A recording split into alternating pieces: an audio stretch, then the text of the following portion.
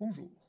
Dans cette vidéo, je présente une amélioration par rapport au programme que j'ai présenté dans la vidéo précédente. Donc, je vous montre ici. Donc, j'ai présenté celui-ci. Ici, là, je suis passé à l'Arduino Mega avec un afficheur LCD. Et maintenant, je vous présente le EX0447. Et ici, j'ai rajouté encore Low parce que j'ai rajouté une modification pour aller dans des basses fréquences jusqu'à un peu moins de 0,5 Hz. Alors, on va voir ici. Allons-y, le 200, je vais diminuer cette fréquence. Voilà, là je suis à 200, je diminue à 100, je diminue, oups, là je ne peux pas aller aussi bas que ça. Alors diminuons lentement ici, voilà. Bon, il faut que je change ici pour qu'on y voit quelque chose. Ici, là je suis à 40, 30, 20, 10 Hz. Bon, ici on va changer 0, je change ça encore. Ici je reviens à 0. Et puis est-ce que je peux changer ici? Bon, là on ne peut plus vraiment changer ces chiffres-là. Donc je viens ici. Voilà. Si on regarde la fréquence 1 qui est à 400, je vais aussi la diminuer. Là je suis obligé de faire comme ça. Voilà. On a un exemple. On a une fréquence qui est 10 fois plus grande que l'autre. Mais on voit que c'est pas parfait. Ça bouge un tout petit peu. En fait, on se dirait normalement une fréquence qui est à 10. Hein, alors, 10.68, justement, on n'arrive pas à améliorer ça ici dans ce programme. C'est le but du programme suivant. On a un petit défaut.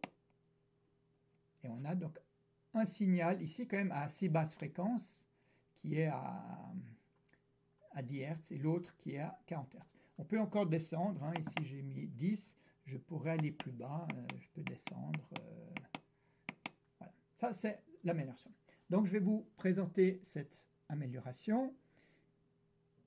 Ça se trouve donc dans le programme que j'ai nommé EX0447, etc. Et tout à la fin, j'ai rajouté encore un low, parce qu'on va dans les basses fréquences. Voilà. Ici, par rapport au programme précédent, je désire des fréquences plus faibles, allant jusqu'à moins de 1 Hz. En fait, même moins de 0,5 Hz. Donc, comme précédemment, j'utilise un Arduino Mega et l'afficheur Liquid Crystal. Je vous remontre peut-être encore une fois qu'on trouve ces afficheurs. Il faut rechercher LCD 1602, End Keypad. C'est un shield pour Arduino. On trouve ça très facilement. Voilà. Pourquoi ça s'appelle 1602? Parce qu'il y a 16 caractères et 2 lignes. On peut les trouver sous eBay, la même chose, un 1602 LCD Display Keyboard. Voilà. Et puis il y a encore le keypad avec un board keypad. Le keypad, c'est parce qu'on a les boutons. On peut acheter l'afficheur sans les boutons aussi. C'est pratique aussi. Moi, j'aime bien avoir les deux. Donc, j'explique un tout petit peu le programme. Qu'est-ce qu'il y a eu comme changement? On a essentiellement la même chose qu'avant. On utilise le liquide cristal, on l'initialise, mais j'ai rajouté cette variable-là, donc avec un HH. Je ne sais pas, on a low, on a high, et puis là, hyper high ou high, j'ai mis. La même chose pour le B, la même chose pour TA, TB et TI. Donc cette fois-ci, la période, elle est codée sur 3 octets. Chose qu'on ne peut pas vraiment faire quand on est en langage C. En langage C, on peut avoir 1 octet, 2 octets ou 4 octets. On ne peut pas avoir des variables codées sur 3 octets, à moins qu'on bricole, disons. De façon standard, on ne peut pas. Ici, voilà, c'est ce que je fais. Dans la version finale prochaine, j'aurai même 4 octets en réalité. Voilà, donc ici, ça me permettra donc d'aller vers des périodes plus hautes, parce que ces périodes sont définies en cycle. Maintenant, si je définis une période sur 3 octets au lieu de 2, eh bien, je peux aller 256 fois plus loin sur la période. Donc ça veut dire la fréquence peut être divisée par 256. Avant on était limité par 122, maintenant on sera limité par 122 divisé par 256, qui fait moins d'un demi-hertz. Voilà, autrement, tout le reste, c'est la même chose qu'avant. Il n'y a vraiment rien qui change. Là, j'ai laissé ça comme ça. Vous voyez, on a besoin, de nouveau, si on veut une variation de fréquence trop faible, alors je fais une variation de période. Par contre, j'ai dû rajouter ceci. Si lui,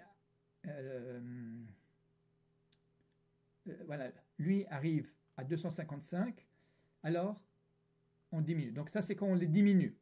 Quand on diminue la période, qu'on passe de 0, si on fait 0 moins 1, on obtient 255. Et si on obtient 255 pour le AH, alors je change le HH. Dans l'autre sens, on comprend peut-être un peu mieux. Quand on additionne, si on additionne 255 plus 1, ça donne 0. Et donc j'additionne la partie haute. Et si quand j'additionne 1 à la partie haute, j'obtiens de nouveau 0, alors j'additionne la partie haute. Et si j'obtiens de nouveau 0, alors là je suis à la limite maximale de la période, mais qui cette fois-ci est de 255 plus 256 fois 255 plus 256 fois 256 fois 255. Alors c'est le calcul que je fais ici. On voit, on a la même chose. Ici, on a paire A fois 256. Mais maintenant, ce qui est nouveau, je multiplie... non, en fait, c'est le 256 qui est là, qui multiplie le paire AH. Et le paire AHH, il est multiplié une fois par 256 ici et une fois ici. Donc, on peut avoir des périodes qui vont beaucoup plus haut, jusqu'à en fait 2 secondes, un peu plus que 2 secondes, ce qui va me donner une une fréquence, là c'est une demi-période, une fréquence qui va jusqu'à 0,4 et des poussières Hertz. Je fais le test un peu plus bas. Et dans l'autre cas, ici, si j'ai une variation de fréquence, je change la fréquence en conséquence, je calcule la nouvelle période, mais maintenant, ici, je peux avoir une période qui est plus grande et j'accepte des périodes plus grandes dans les calculs que je fais ici. Donc ça change. Avant, je n'avais pas cette division par 65 536. Là, j'ai cette division par ce grand nombre, ce qui me permet d'aller à des périodes plus élevées. Pour le signal 2, c'est exactement la même chose, donc je ne vais pas y revenir. Le setup, alors ici, j'ai juste un petit peu changé le nom. 447, là j'ai mis la date, j'ai dit que j'utilise méga, puis plutôt que de dire LCD, comme je n'ai pas la place, ce qui importe c'était l'eau, que je vais dans les basses fréquences. Tout ce qui est là ne change pas, peut-être je peux juste indiquer une chose qui est ici, ce 101, ça veut dire que le compteur lié au timer 0, donc TCN T0, il augmente de 1 tous les 1024 cycles. Donc il augmente plus lentement. C'était déjà le cas dans la vidéo précédente. Je l'ai dit en passant, mais pas très bien. Voilà, c'est ici que je change le rythme de comptage du compteur lié au timer 0. Là, tout reste la même chose. De nouveau, j'utilise les pins 22 à 29 de l'Arduino Mega. En réalité, j'utilise juste de 24, 25, 26, 27. Ceux-là, je ne les utilise toujours pas. J'initialise et ici, je définis les périodes. Pourquoi je ne définis pas le AHH? C'est parce que je sais que les périodes que j'ai par défaut mettront le AHH à 0. Et comme il est initialisé à 0 par défaut, donc je ne vais pas le remettre ici. Si je mettais une valeur de fréquence assez basse au départ ici, ben je devrais faire attention. Mais je ne l'ai pas fait. Autrement, de nouveau, on va utiliser le convertisseur ADC pour lire les boutons. Donc on a exactement la même chose que précédemment. On lit l'état de l'ADC et après on relance une lecture. Et comme on vient ici relativement rarement, c'est même pas tous les centièmes de seconde, donc on a amplement le temps de faire la conversion. On n'a pas besoin de tester ici si la conversion a vraiment été faite ou pas. Et ensuite, suivant ce qu'on lit, eh bien on a le bouton sélectionné. Il faut l'avoir lu plusieurs fois pour qu'on le valide. Ensuite, on a affiche état. Il n'y a rien qui change ici. Là, j'ai rien changé. Ça changera dans le prochain et dernier programme. Et de nouveau, on a le traitement ici. Donc voilà, là il n'y a rien qui change, ici pas non plus, et ici pas non plus. Quelques petits changements dans la partie assembleur, mais de nouveau pas grand-chose. J'ai laissé les commentaires qui donnaient la correspondance entre les pins de l'Arduino Mega et les ports de l'Arduino Mega, donc les ports sous forme informatique. Il y a le port E, le port G, le port B, le port A. Moi j'utilise le port A essentiellement, donc les pins 22 à 29. Ici c'est... Alors, ici il y a un changement. Vous voyez que j'ai rajouté mon pair AHH. Alors, j'ai dû décaler un tout petit peu les valeurs ici. Puis ici, tout à coup, on a 9, c'est plus tout à fait dans l'ordre. Mais je peux encore utiliser tous les registres, que des registres. Mais voilà, on a rajouté 5 nouveaux registres pour avoir la période qui est codée sur 3 octets et pas seulement sur 2 octets. Ici, ça va augmenter un tout petit peu la valeur. Le temps passé dans la routine d'interruption, qui est un peu plus basse, va être plus long. En conséquence, j'ai dû augmenter la valeur limite ici, mais ça reste en dessous de 256. Ça, pour moi, j'avais envie de rester en dessous de 256 pour ne pas devoir gérer encore d'autres variables. Ici, on fait des initialisations comme d'habitude. Voilà, je n'initialise même pas les variables que j'ai, mes HH à la fin, parce qu'elles sont à 0. Plus tard, elles peuvent changer. Voilà, et on a notre routine de gestion d'interruption. Et là-dedans, on a petite nouveauté. Enfin, voilà, il ne faut pas seulement sauver le registre A qui correspond à paire AL et à paire AH, mais encore paire AHH. La même chose pour paire BHH, pour TAHH, TBHH, TIHH. Donc ici, oulala, là j'ai une erreur, c'est pas 13 mais 18. 18 registres qui seront initialisés par, et ici c'est 18 variables. D'ailleurs là j'ai bien dit juste 18 variables. Comme j'ai dit, j'ai quelques erreurs dans mes commentaires, voilà. Mais en principe on devrait comprendre que c'est une petite erreur. J'ai compté de nouveau les cycles, donc ici on est un peu plus haut dans le nombre de cycles parce qu'on a plus de variables qui sont chargées ici. On en avait 13 dans le programme précédent, là on en a 18, il y en a 5 de plus à cause de tous les HH que j'ai ici. Je récupère de la mémoire RAM que je mets dans des registres. Et ici j'ai aussi 5 instructions de plus. Et maintenant j'ai une autre chose à ce niveau-là, voilà. Le sub, je fais une soustraction comme tout à l'heure. Je fais une soustraction avec carré, mais maintenant je fais une soustraction pas sur 2 octets, mais sur 3 octets, donc sur des variables de 3 octets. Et donc je dois faire encore un autre SBC ici sur la variable correspondant avec les 2 H qui suivent. Mais bon, ça fait juste un copier-coller de cette ligne, puis je rajoute un H derrière ici. Et puis la même chose pour TB, il y a encore ceci. Et dans le programme suivant, il y en aura un de plus, parce que les variables ici seront codées sur 4 octets. Ici, je compare est-ce que TBL est égal à 0 ou pas. Donc de nouveau, je dois faire une triple comparaison. Si les 3 sont égales à 0, alors je fais le branchement ici. Et ça, le reste du traitement est le même. Mais vous voyez que j'ai chaque fois dû rajouter le HH, la variable correspondant à HH, quand j'ai TA égale paire A, donc là j'ai dû mettre un HH en plus. Ici, quand je compare, est-ce que TB est plus petit que TNT, en fait, il n'y a que le TNTL qui importe, parce que les autres, le H et le HH seraient à 0, même s'ils n'ont même pas été définis. Donc, mais je compare quand même en 3 fois. Il se pourrait que lui soit à 0, que lui soit à 0, que lui soit très petit, que lui soit à 0, mais que lui soit 1. Et dans ce cas-là, il faut faire attention que ce test-là, il est nécessaire.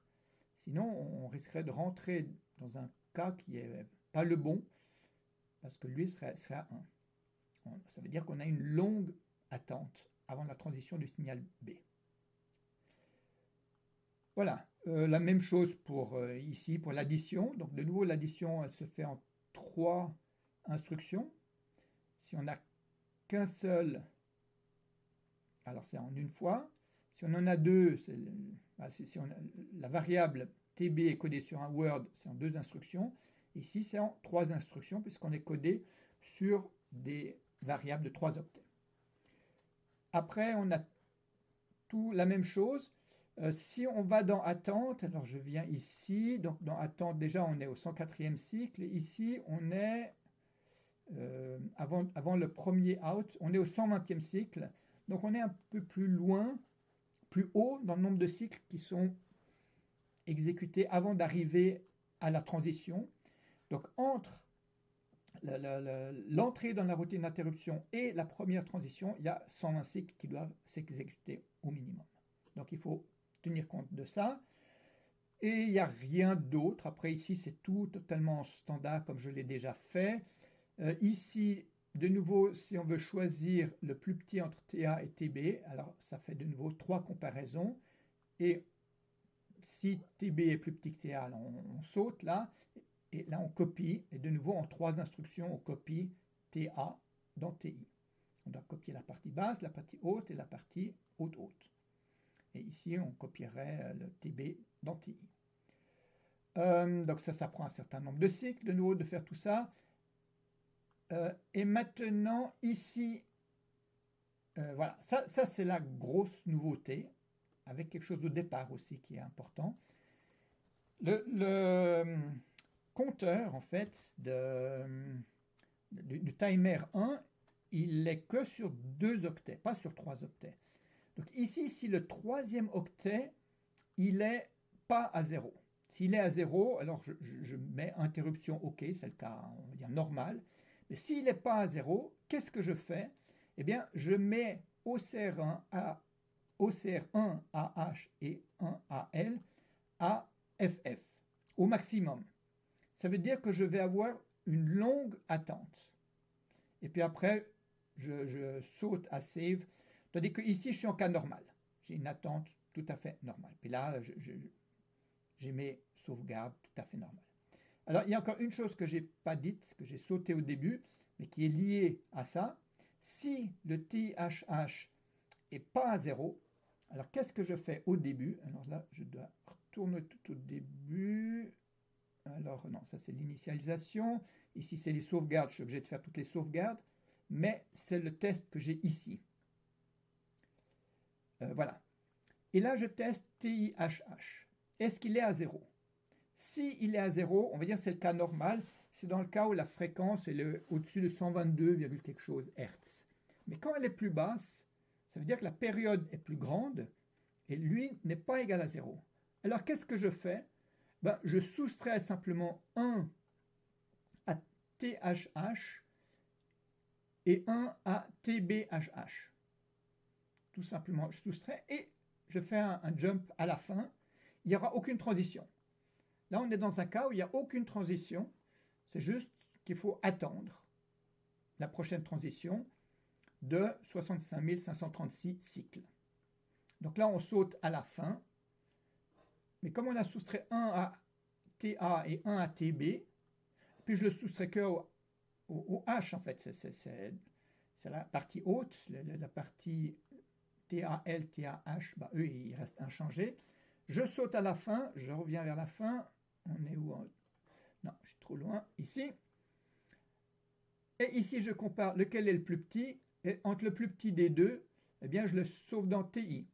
Comme TA et TB ont diminué, leur partie haute a diminué de 1, il se peut qu'à un moment donné, lui passe à 0. Et quand lui repasse à 0, eh bien, on ne sera plus dans le cas particulier. Là, on sera dans le cas que j'ai appelé int OK, normal. Et pas dans un cas où on fait juste une attente sans rien faire d'autre. Donc, et quand on fait l'attente, donc on passe en fait très peu de temps dans la routine d'interruption.